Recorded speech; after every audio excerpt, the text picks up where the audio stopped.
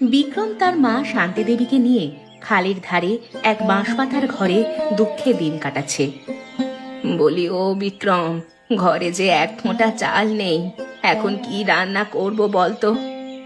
কিছু একটা তৈরি করে নাও মা, আজকের দিনটা চালিয়ে নাও। আমি কালকে চাল আনবার ব্যবস্থা করছি। এভাবে চললে হয়? আমরা এখানে একা থাকি, কার কাছে যাব ধার আনতে? সেই ধার আনতে গ্রামের মধ্যেই যেতে হয়। লক্ষ্মী মা আমার, আজকের দিনটা একটু চালিয়ে নাও। গ্রামের কারোর কাছ থেকে ধার আনো, বলবে কালকে দিয়ে দেব। আমাকে এখন আর কেউ ধার দিতে চায় না। আমাকে দেখলেই সবাই দরজা বন্ধ করে দেয়। আমার কতটা খারাপ লাগে বুঝিস তুই? আমি তো চেষ্টা করছি মা, তুমি তো বোঝো আমি তো কম চেষ্টা করি না কাজের জন্য।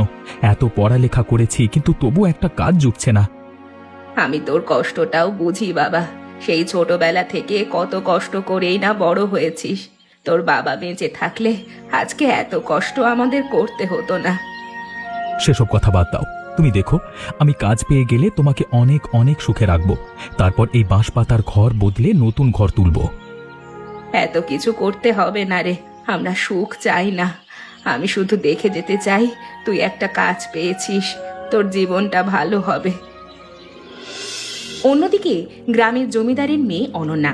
অনন্যার স্বভাবে চটপটে, এক জায়গায় সে স্থির হয়ে থাকতেই পারে না। আর এই যে, আপনি নৌকা চালাতে জানেন তো?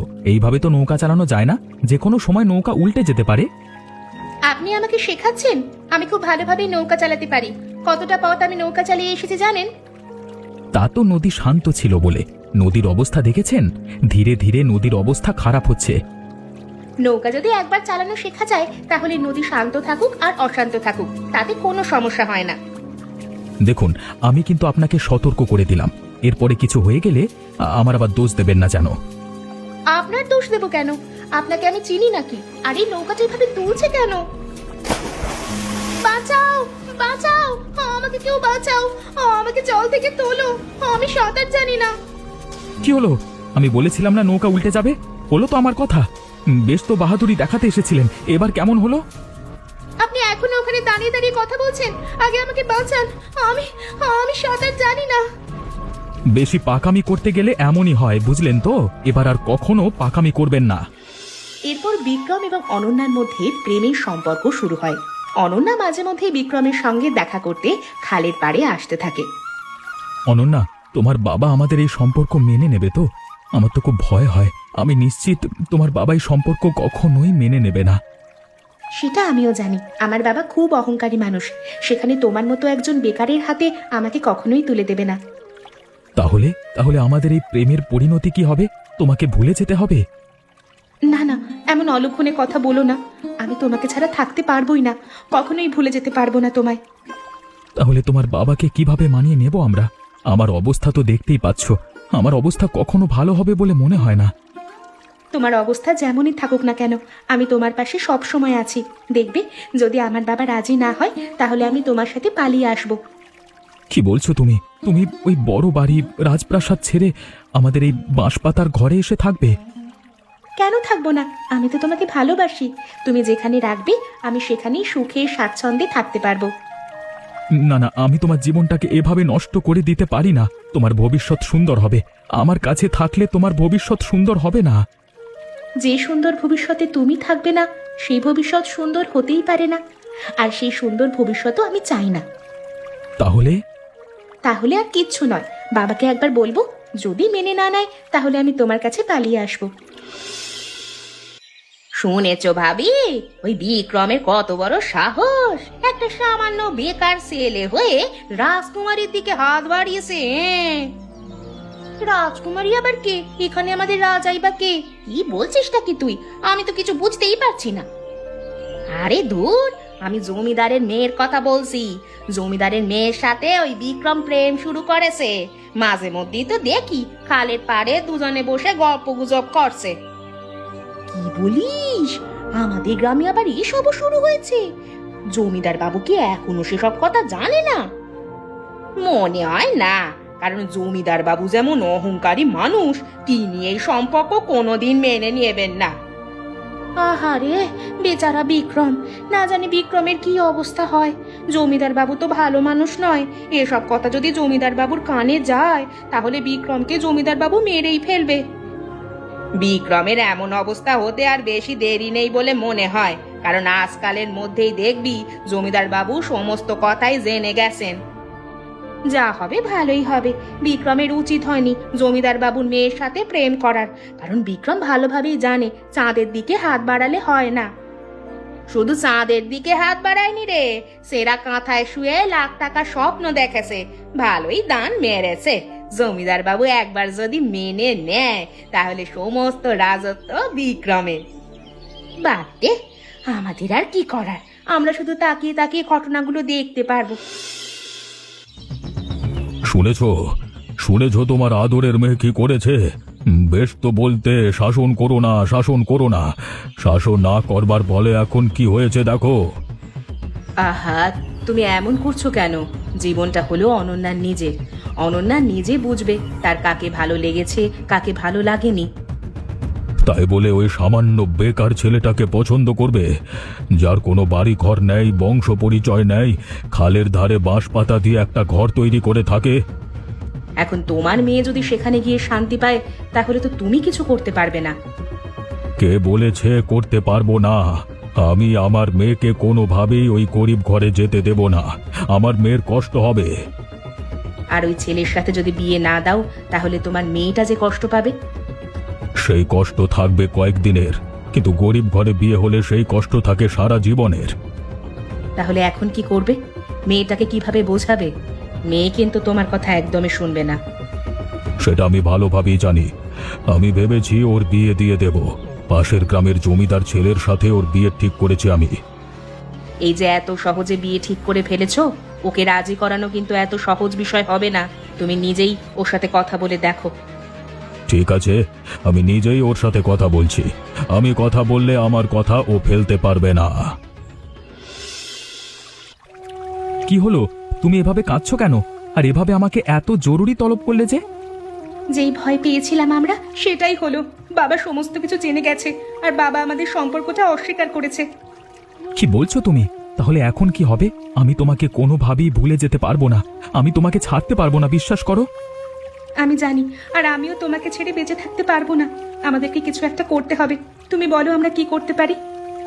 আমি কিসের ভরসায় তোমাকে কিছু করতে বলবো বলো তো? আমি একটা বেকার ছেলে, তোমাকে আমি ভালোভাবে রাখতে পারবো কিনা আমি সেটাও জানি না। সে নিয়ে তুমি চিন্তা করো না, আমি তোমার পাশে আছি। ভবিষ্যতে তুমি নিশ্চয়ই কিছু একটা করতে পারবে, কিন্তু এখন তুমি আমাকে বলো আমি কি করব। আমাদের হাতে শুধু একটা উপায় বেঁচে আছে, আমাদেরকে পালিয়ে যেতে হবে। তুমি কি আমার হাত ধরে পালাতে পারবে? পারবো না কেন? অবশ্যই পারবো। আমি তো তোমার এই অনুমতির অপেক্ষাতেই ছিলাম। বলো কবে পালাবে?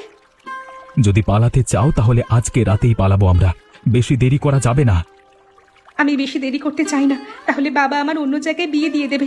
আমি আজ রাতেই পালিয়ে আসবো। কিন্তু তোমার বাবা যদি আমাদেরকে ধরবার জন্য লোক পাঠায়? সে নিয়ে তুমি কোনো চিন্তা করো না, আমি তোমার পাশে আছি। আমার জীবন যতদিন আছে, তোমার গায়ে একটা আঁচড়ও লাগবে আমি দেব না। বেশ, তাহলে আজকে রাতে এখানেই আমরা দেখা করব, কেমন? তুমি চলে এসো, আমি তোমার জন্য অপেক্ষা করব। ঠিক আছে, তাহলে এখন আমি যাই। অনন্যা এবং বিক্রম দুজনে পালিয়ে গিয়ে বিয়ে করে বিক্রমের বাঁশপাতার ঘরে এসে উপস্থিত হয়। বিক্রম, এটা তুই কি করেছিস? আমাকে না জানিয়ে তুই একা একা বিয়ে করে বউ নিয়ে ঘরে এসেছিস? মা, আমি অনন্যাকে খুব ভালোবাসি।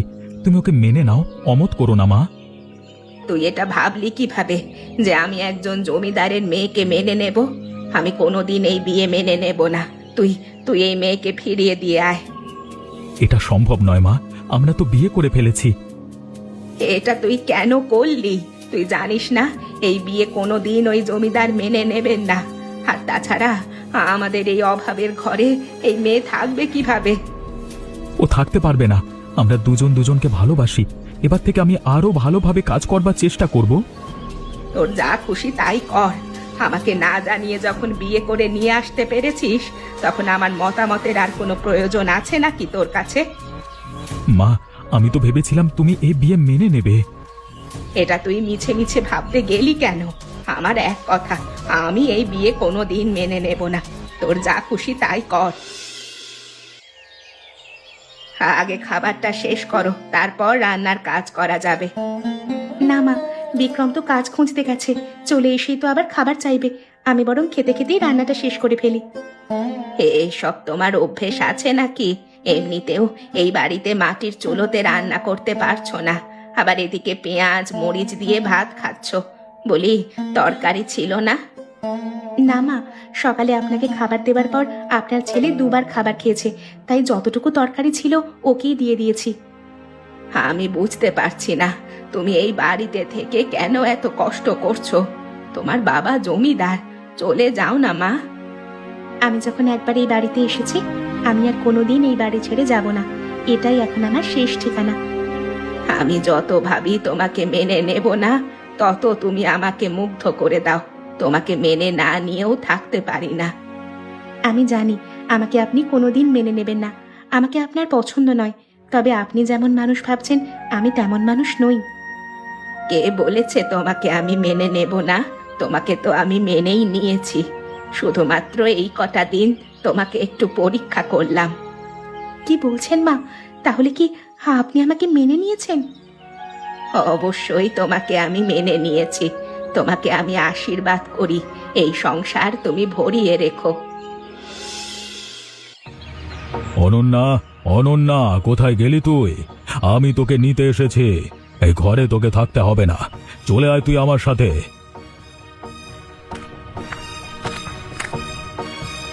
বাবা, তুমি এখানে কি করছো? এখানে এত লোকজন নিয়ে এসে চিৎকার করছো কেন? আমি তোকে নিয়ে যেতে এসেছি, তুই চল মা। এই গরিব ঘরে তোকে আর থাকতে হবে না, আমি তোর সব ভুল মাফ করে দিয়েছি। আমি তো তোমাকে ভুলগুলো মাফ করতে বলিনি, তুমি ভুলগুলো মনে রেখে আমার থেকে দূরে থাকো। আমি এই বাড়ি থেকে কখনোই যাব না। কি বলছিস কি তুই? আমি দেখতে পাচ্ছি এ বাড়িতে তুই ভালো নেই। সব সময় ওই বড় বাড়িতে ছিলিস, আর এখন এই বাঁশপাতার ঘরে। তুমি যেটা দেখছো সেটা তো সত্যি নাও হতে পারে। আমি এই বাড়িতে সত্যি খুব ভালো আছি। আমি তোমার বাড়িতে গেলে একদম ভালো থাকবো না।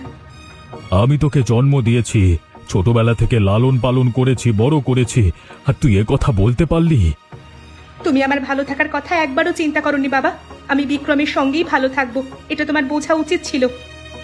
তার মানে তুই আমার সাথে যাবি না? না বাবা, তোমাকে এভাবে ফিরিয়ে দিতে আমার খারাপ লাগছে, তবু আমি তোমার সঙ্গে যেতে পারবো না। আমাকে ক্ষমা করে দিও।